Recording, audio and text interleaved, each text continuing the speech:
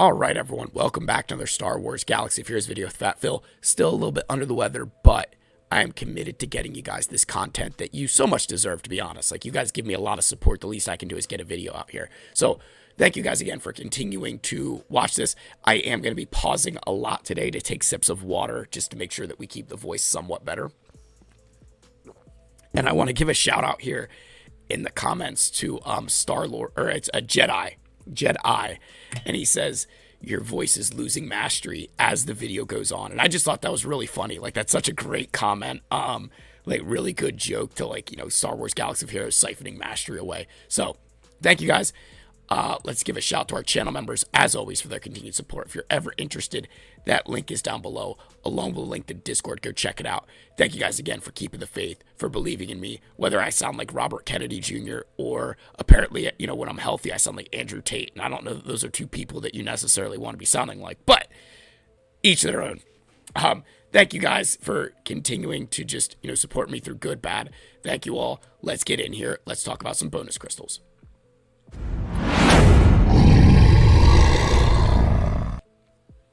All right, so I do want to give a quick shout out here to my Grand Arena opponent, Star-Lord. We had a really good match. Both of us, you know, put up really good scores. I'm not going to show either of our back walls. I'm just going to say that we both dropped on the back wall, and that's what ended up allowing me to... I was a little bit ahead on banners. We'd each dropped one. I was a little bit better on banners, but I had dropped before he did, so he kind of was in the driver's seat, and then... but it was a really fun match. We were going back and forth at the end there, so I did want to give a quick shout there. But the reason for today's video is because I had somebody in my guild asking about, you know, the math behind does it make sense to purchase these marquee bundles, and then with these relic amplifier packs, I thought it'd be a good time to kind of revisit bonus crystal spending. So let's just start off real quickly with, like, again, the premise of bonus crystals. Bonus crystals are everything that is outside of your normal income, right? So one of the examples that I would use with this is, and again, I'm going to pull up a graphic that I have here, right? So let's switch over to the Google spreadsheet, which I will again link down below so you guys can see that. So here's my, you know, again, spreadsheet that I have for bonus crystals, right? So the idea behind bonus crystals is this is any of your stuff that is your Grand Arena wins and losses, your weekly payouts, the daily bonus chest, any kind of special events that happen throughout the month. That's what goes into bonus crystals. Your daily and monthly income is your territory battle rewards, your season rewards for Grand Arena, and then your daily is your objectives, Galactic War, your Grand Arena payout, your fleet payout. And that kind of all comes up together into your crystal income. And the reason I call them bonus crystals, why you don't count these as part of like your daily spend, is because I try to use those bonus crystals to purchase things outside of energy. That's kind of the goal, is that you want to purchase outside of the energy, right? So let's flip back over to the game. And again, just kind of, you know, going in through here. So obviously you've got your big three. The one thing I'll say with your big three, again, your big three, if I flip back over to the screen here, right? The big three is light side, cantina, and fleet, with mods kind of being a different sort of situation. Because the thing with mods that I've always said is that while I love mods, they're random, and that the resources you spend there, you don't really get them back until a very long time. So when you're trying to do mod refreshes, it's one of those areas where I'd argue it's last, because if you're free to play, you don't progress your roster just by having mods. You progress your roster through getting shards and, you know, relic materials and everything else. So you can wait a little bit until you're in a good position to start doing mod refreshes. That's just the way that I worked my account, and it worked out well. Now, if you're somebody who purchased Lightspeed bundles, then I would argue you can stop with fleets and add mods in. Otherwise, I think you would keep it, you know, with the big three if you're free to play. The other thing I would say is that if you're in a situation where you're struggling with crystals and conquest is going on, I would stop mods, I would stop fleets, and focus conquest. Conquest is not something that can be made up. If you miss out on a conquest unit, you are going to take a massive time to recover from that. So I would cut out other kinds of energy and put that into Conquest before skipping Conquest entirely. So I want to make sure I get that point across because that's really important. All right, let's keep going here. So, node refreshes. So I like to spend my bonus crystals on node refreshes, which is what I'm doing for Sabine and Hu Yang, trying to get Galactic Legend Ahsoka Tano faster. Now, the only time that you do these node refreshes is if it's actually going to allow you to get that character faster. So with like Omega and Batcher, I'm not sure that I'm going to be doing node refreshes for them right away because I still have to farm the rest of their team, right? And the other thing is they're not leading towards a legendary, so you're not really missing out on anything except a good team, which, you know, to each their own, right? Galactic Legends ships, mod slicing mats, marquees in the end game, and blue signal data. I think all of those are really good things that you can spend your crystals on, refreshing the galactic ship events, getting your mod slicing materials to make your characters faster. And then again, you know, we'll talk about those marquee packs, but that's a really good thing. Your signal data, hey, if you're in a pinch, you need that blue signal data. Arrows and droid brains, I think, are really smart. And then your relic packs. And then, of course, like finishing a farm faster or ability mats if you need them. Those are all things that we can kind of look at, right?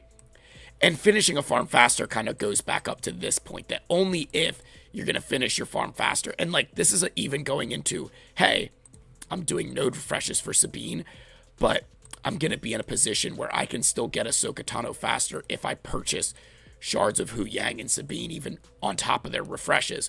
So that's another situation that can help you along. But again, only if it's actually going to help you get the character faster and it will make a difference.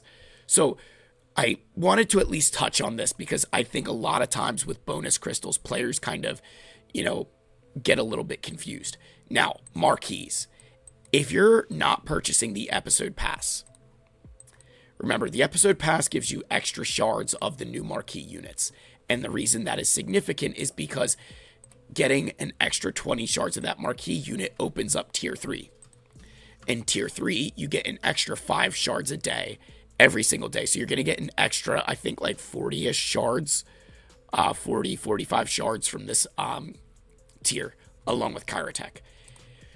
When you're in the end game like myself, those extra shards are worth their weight in gold because it's about anywhere from 3 weeks to a month and a half of farming, depending how many refreshes you do. So to somebody like myself, you know, obviously I'm buying the episode pass for other reasons, but having those extra shards is important. And that was something I did for my Ahsoka characters when they weren't in the pass. And then for Balin's as well, I was going in and purchasing these marquee packs. And I was purchasing just enough to unlock that next tier. So I do want to make sure you guys understand that that is a really good thing you can do, but only if you're going to be going after that character immediately. Because otherwise, I mean, you're paying a pretty penny for this stuff. Like, it's crazy. And the way you justify spending, you know, this number of crystals for a moderate amount of shards is because you're also supplementing that with all of these. That, yes, I'm going to spend a bunch of crystals to get these extra shards, but you need to add on the shards you're getting from that tier. And it comes out to about like 59 crystals per shard, which isn't really that bad. And that's not considering any of the Omicrons you're going to get. And then as well, when you think about the episodes, there are character quests that you can claim extra rewards for, depending on the number of shards you have. I will say the final tier to get this Zeta is blocked behind 130 shards. And if you only buy the episode pass, you will fall 5 shards short. And I haven't really done it before. I really should have, because like I could use the Zetas, but I just never did.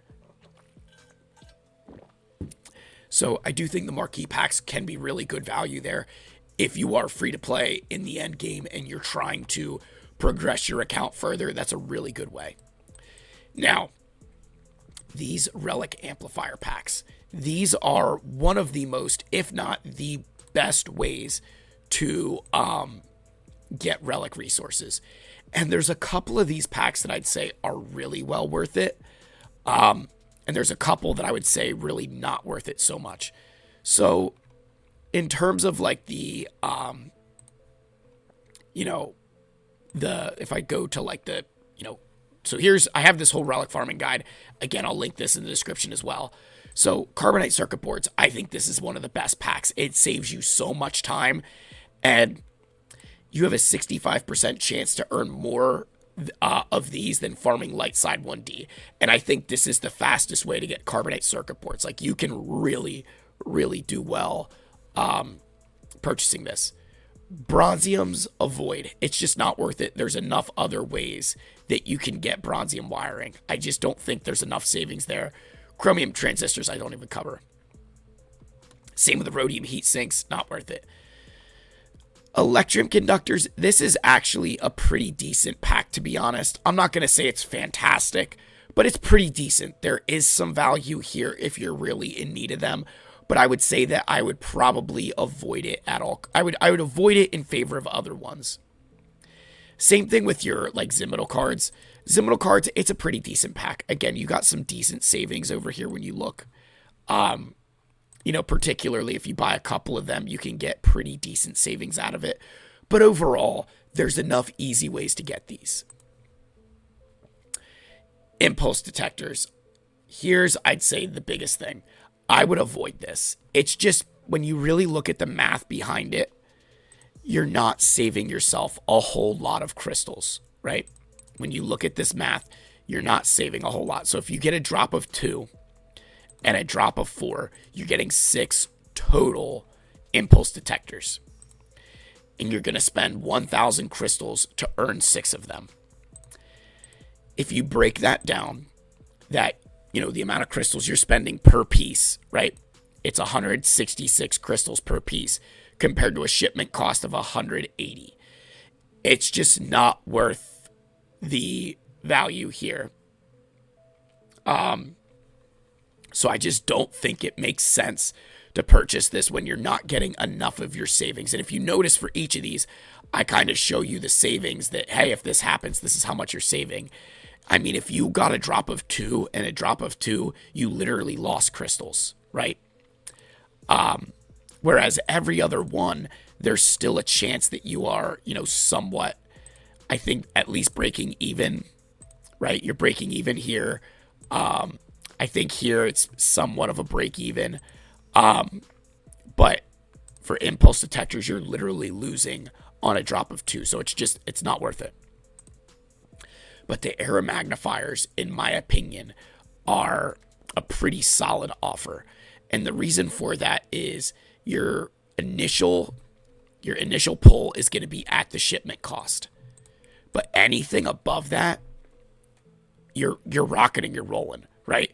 And the way that I would argue that this is better than even like the Electrum conductors, where you're saving a good amount of crystals each time, your savings as you ramp up a little bit, right? Your savings are just astronomical. I mean, if you get a drop of 6, you're looking at 1,000 crystals. You would need to get a drop of 15 Electrum conductors to do that. I mean, that's just crazy, right? And I know you say, oh, well, that's only a 20% chance. The way to understand this is that you have a 35% chance. A 35% chance to save yourself 1,000 crystals or more. And you have a 65% chance to save yourself 500 crystals or more. So that's why I think this one is arguably the best value pack, is because even getting here, right, at, a 65% chance to save 400 crystals comparative to the 500, and then as it ramps, that's where this one has that value, just in my personal opinion, right? So with that said, I wanted to at least, show that math a little bit, and I am going to be purchasing these Era magnifier bundles because I do see the value here. So we're going to go here with the first one. I've got some bonus crystals to burn. So let's see what we get here. Come on. All right, we get 2. All right, that's fine. That's fine.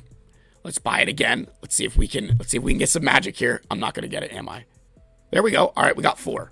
So now I got 6 Era magnifiers for that 1,000 crystals that I spent, and now that saved me 500 crystals comparative to what I would have purchased in shipments. That's not that bad. right? Realistically, that's not that bad of a, like, that's a decent savings of 500 crystals, right? I probably won't push my luck again because I'm not that much of a gambler.